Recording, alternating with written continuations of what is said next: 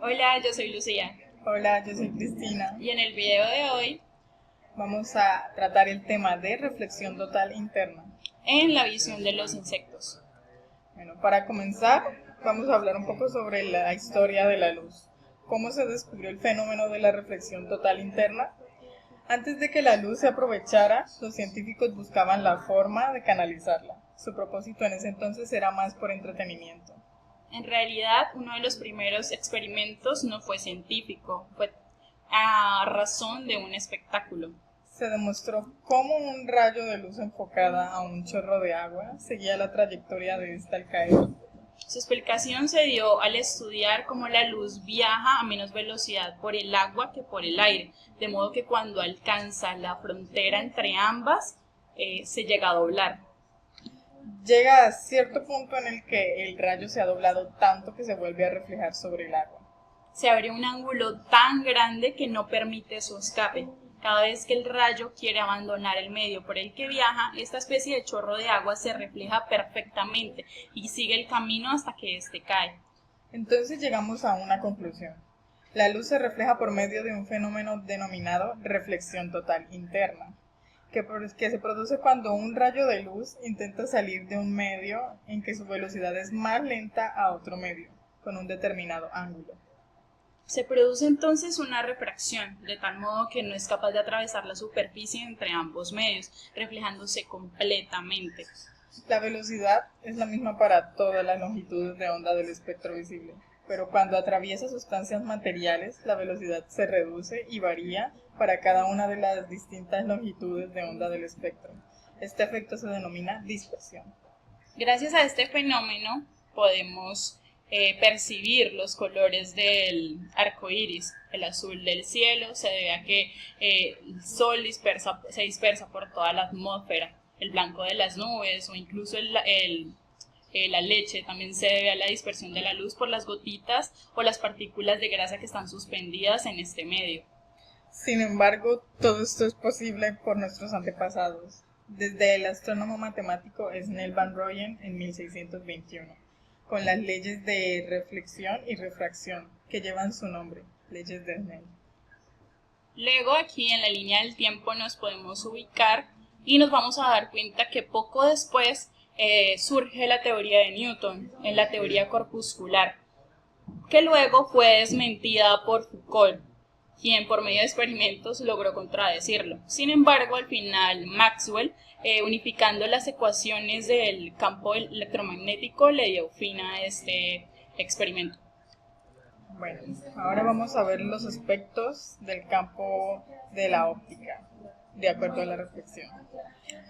Para explicar el fenómeno de la reflexión de la luz, primero debemos entender su naturaleza y su propagación. Por ello nace la óptica. Es la rama de la física que involucra el estudio del comportamiento y las propiedades de la luz, para luego describirnos su formación o la formación de imágenes en superficies y objetos a partir de rayos luminosos. Algunos fenómenos dependen del hecho de que la luz muestra indistintivamente propiedades como onda y partícula. La explicación de estos efectos requiere acudir a la mecánica cuántica. Al considerar las propiedades de la luz similares a las de las partículas, se puede moldear como un conjunto de fotones individuales. Sin embargo, nos adentraremos a solo un fenómeno, el de la reflexión desde el campo de la óptica. La reflexión se puede dividir en dos, en la imagen especular o la reflexión difusa. La reflexión especular describe más que todo como el brillo de las superficies como los espejos, que reflejan la luz de una manera simple y predecible. Esto permite la producción de imágenes reflejadas que pueden asociarse como una ubicación real o en otros casos extrapolada, que significa que es virtual, en el espacio. La reflexión difusa describe materiales no brillantes como papel o rocas. Los reflejos de estas superficies solo se pueden describir estadísticamente, con la distribución exacta de la luz reflejada dependiendo de la estructura microscópica del material. Ahora bien, nuestra intención en realidad es hacerte entender cómo tantos enunciados, teorías, experimentos pueden verse asociados en la vida real. como quizá tú o nosotras o un insecto es capaz de ver. ¿Pero alguna vez te has preguntado si sucede igual en todos los seres vivos? La visión es un fenómeno casi omnipresente en los animales. Muestra interacciones en los que puede entrar un sistema vivo en esta manifestación de su medio ambiente que llamamos luz. La gran mayoría de insectos han seguido la norma y han desarrollado órganos fotorreceptores. En los insectos fotosensibles encontramos que han desarrollado varios sistemas para ver. Esto es, para captar las diversas longitudes de onda, pudiéndose dar uno o varios de estos sistemas en el mismo individuo, ya sea pues al mismo tiempo o a lo largo de todo su ciclo de vida. En insectos podemos encontrar 3 sistemas fotorreceptores. Primero, los receptores dérmicos, que no se trata de receptores localizados, sino que se encuentran en toda la cutícula sensibles a la luz. Esto se ha comprobado en larvas de lepidópteros, tenebrios, entre otros.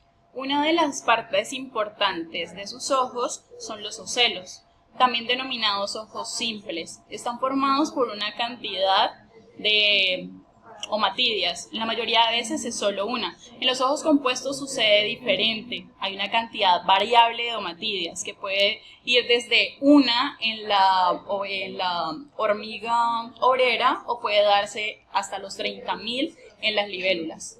¿Pero qué es una omatidia? Son unidades sensoriales formadas por fotorreceptores capaces de distinguir entre la presencia o ausencia de luz. Poseen básicamente partes como elementos corneales llamadas células cornógenas que forman células pigmentadas primarias. Además tienen una lente biconvexa de naturaleza cuticular, aparentemente con función dióptica que reduce los elementos sensoriales denominados retínulas. Recubre los elementos sensoriales. Y en medio de estas omatillas se encuentra el cono cristalino, conformado por diversas células. Una de estas son las retínulas, que son un grupo de células visibles, cuyas regiones contiguas presentan un haz de luz muy compacto, con microvillosidades denominado rhabdómero. Este rhabdoma se puede esquematizar como una varilla cilíndrica con un índice de refracción más alto que el medio que la rodea. De forma que actúa como si fuera una guía de ondas que transmite la luz por múltiples reflexiones internas.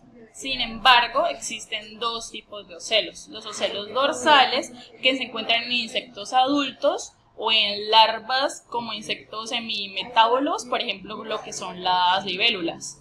Por lo general, son 3, formando un tipo de triángulo invertido anterodorsal en la cabeza.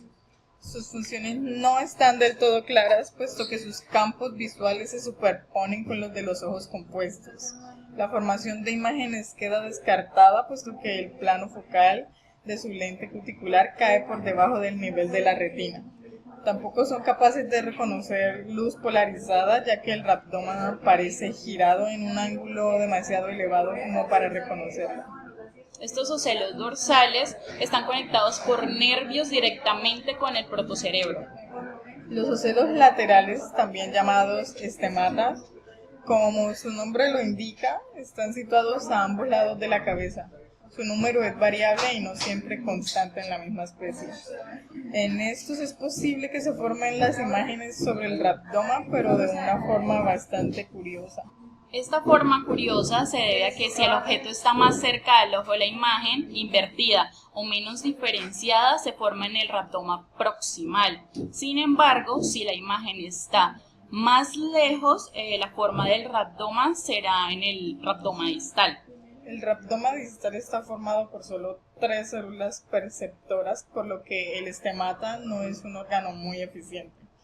En realidad, lo único que consigue es configurar un mosaico de intensidades de unos pocos puntos blancos, negros o grises que le permite distinguir zonas de luz y de sombra. El rhabdoma puede ser como un tipo de guía de ondas. Este se basa en el fenómeno de la reflexión total interna.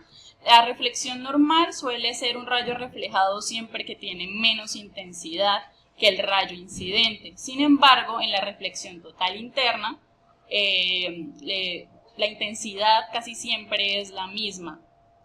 En el fenómeno de reflexión total interna en el que está basada la guía de ondas, como puede ser las fibras ópticas en los insectos en el ratón. Un rayo de luz que penetra en la guía totalmente reflejado si su ángulo de incidencia es lo bastante grande si cuando llega a la superficie. Una sola guía no es capaz de transmitir la imagen entera, por lo que si cada guía va a captar diferentes longitudes de onda, una parte del objeto, y se forma como un tipo de asociación de guías y luego se da la imagen total, entera, en el ojo del insecto. Para que haya reflexión total interna, en el ángulo de incidencia debe ser mayor que el ángulo crítico. Si es así, no hay rayo refractado y toda la luz total incidente se transforma en luz reflejada. Este ángulo se puede hallar por las ya mencionadas leyes de Snell. Se dice que podemos encontrar la reflexión total interna por las leyes de Snell. Decimos que para hallar primero el ángulo crítico, el ángulo θ1 o ángulo inicial es igual a 90 grados. O seno de θ1 es igual a 1. Este es el máximo ángulo de refracción posible que podemos encontrar. Entonces tenemos que N1 es por seno de θ es igual a N1. O sea, N1 por seno de θ seno es igual a N2 sobre N1. N1 es el índice de refracción del medio interno. En este caso, nuestro medio interno es el rabdoma de los ojos de los insectos. Y N2 es el índice de refracción del medio externo. N2 no puede ser N2 dividido sobre N1 no puede ser igual a 0. ¿Por qué? Porque no puede haber refracción y refracción si no hay una diferencia entre índices.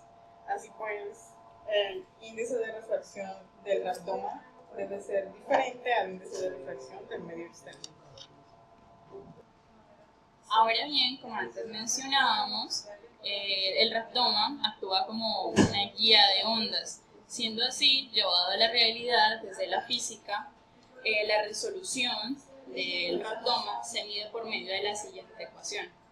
Siendo P de Z, el poder de resolución igual a 1 menos el exponencial de 1 sobre la sección transversal por la integral del volumen multiplicado por el coeficiente de absorción del rabdoma. Y así vamos a obtener la resolución total del rabdoma. Esto se debe a que el rayo debe incidir de cierta forma en el rabdoma para que sea posible la visualización de la imagen. Después de haber mencionado todo esto, te puedes dar cuenta que tanto la física como la biología no están tan lejanas de explicar sucesos o fenómenos que suceden en la vida real, tan cotidianos como lo puede ser la visión. Ahora ya entendiste lo que pasa en la visión de los insectos y lo que es reflexión total interna. Esperamos que les haya gustado. ¿Alguna vez has intentado matar una mosca sin mucho éxito? La mosca huye tan rápido que te sientes como un tonto. Pero no te sientas así, aunque puede que lo seas. Imbécil, ya párale, basura. Ya, no es gracioso, en serio. Esto ocurre porque lo que para ti ha sucedido en 1 o 2 segundos, en la vista de la mosca ha sido mucho más lento. Recientes estudios descubrieron que cuanto más pequeño es un animal y más rápido es su metabolismo, percibe el tiempo de forma más lenta. Así que por sus ojos, el mundo pasa más despacio. Como en el caso de algunos peces, la visión de la mosca también puede percibir el ultravioleta. Aunque viendo tan borroso, creo que las moscas no se la pasan nada bien. En el universo de los insectos, la vista parece ser una de las cosas menos importantes. Hay otros sentidos que son más importantes, como el del olfato o el gusto. Por ejemplo, en el caso de la abeja, deben acercarse a una distancia de 5 centímetros a una flor para distinguirla de las plantas y hojas. Afortunadamente, no solo usan el sentido de la vista, sino pobres abejitas. ¡Maldita basura! ¿Qué tienes contra las abejitas, Benny? Pero lo que más llamó mi atención es que las abejas no pueden ver el color rojo en absoluto. Más bien lo ven como un azul oscuro. Esta característica ayuda a las plantas en su polinización. Como en los casos anteriores, las abejas también pueden distinguir el ultravioleta, lo que a su vez les facilita saber